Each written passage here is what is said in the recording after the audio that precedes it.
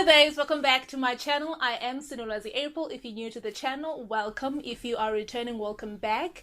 So today's video is a reaction video. I'll be sharing my concerns about the lockdown. I'm reacting to coronavirus. I spoke to a few of my friends and I'll be sharing their concerns about the lockdown. And then at the end, I will then show you a typical day in my life during lockdown. I hope you do enjoy this video. If you do, please give it a thumbs up. And also, I'd like it if you'd tell me down in the comment section, what are you doing to keep yourself entertained?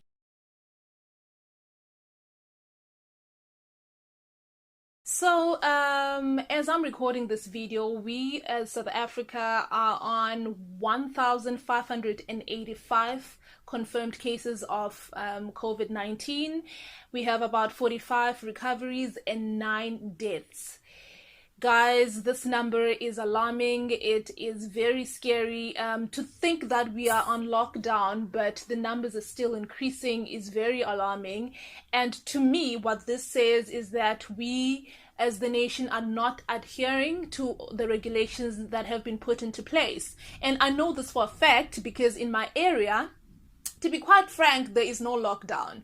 People are walking around, people are still going shopping daily, people are kissing each other, they're hugging, they are touching, there are no masks, there are no gloves involved, people are not sanitizing.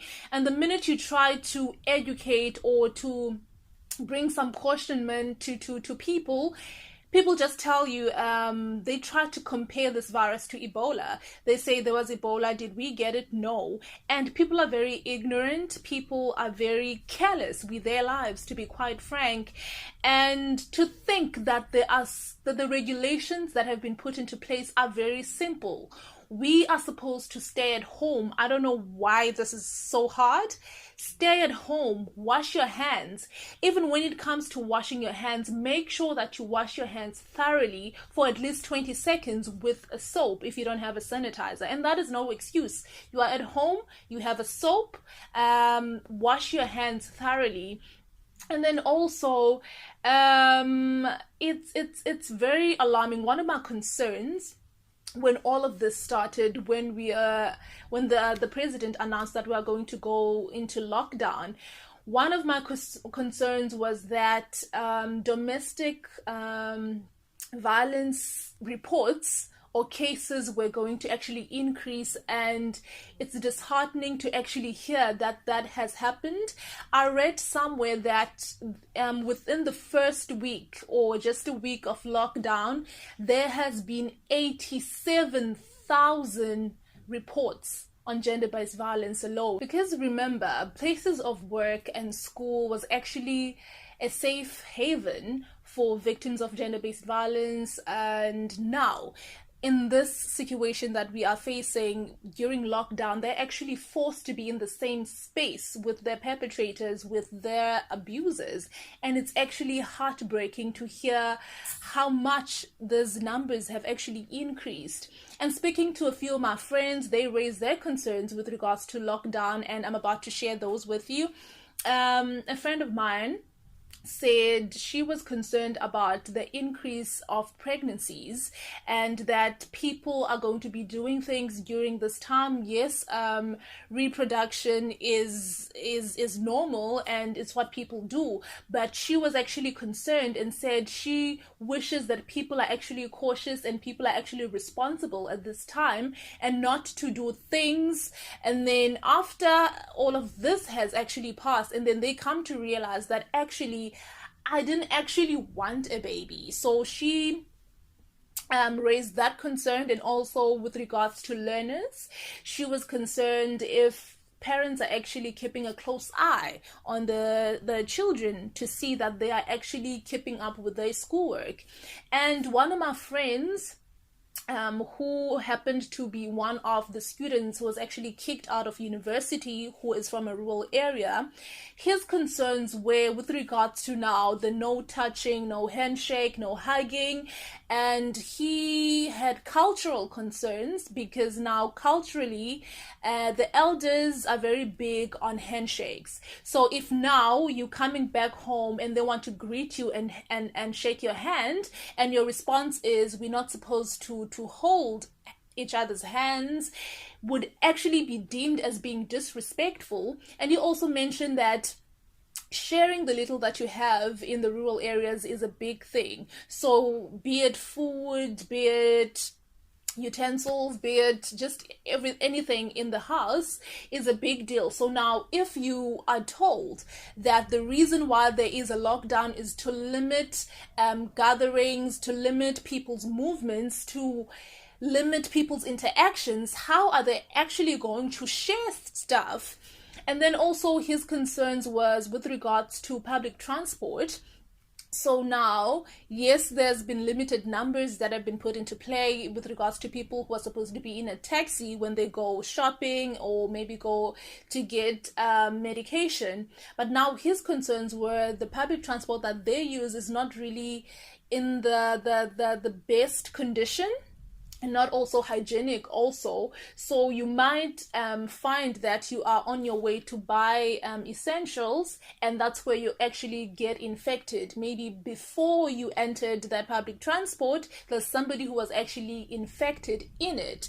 So now to think that most of the people in the rural areas don't really have access to your hand gloves, your sanitizers, and your masks, it's going to be a difficult time.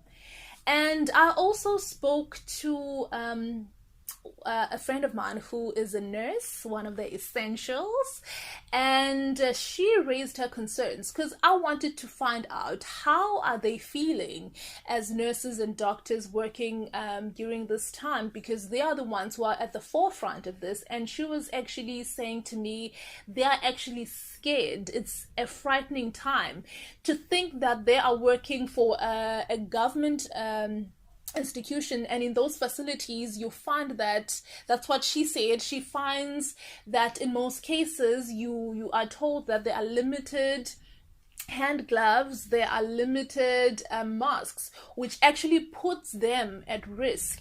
And she actually raised a very important point where she said she actually posed a question: are we ready as South Africa to fight this virus? Because she raised the fact that I don't want to put it in the terms that developed countries were defeated, but if developed countries are not coming up with a solution or are not able to handle the situation better, are we ready as a developing country? And that left me pondering, and I was actually thinking, are we really ready to fight this as South Africa? But only time will tell. So now I will then show you a typical day in my life during this lockdown, what I get up to. Here we go.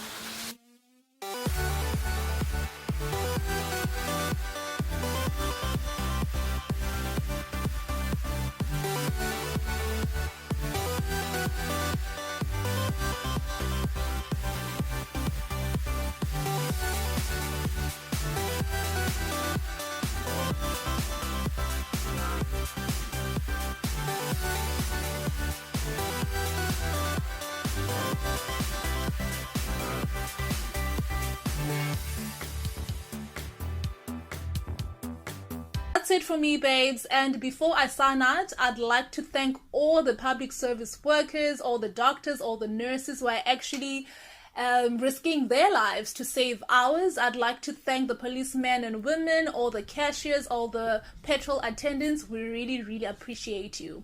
And before I go, I'd like to thank you guys, because now we are on 500. As I'm recording this, it's 505 subscribers. Oh my god, I couldn't have done it without you. Thank you so much. Thank you for your support. Thank you for your constructive criticism. Thank you for supporting me. Let's double this number by the end of the year. I trust you. So yeah, please don't forget to comment down below. Tell me what you are currently doing during this lockdown. How are you keeping fit? What books are you reading? How are you entertaining yourself? And please don't forget to like this video if you did like it. Until next time, take care and God bless, babes.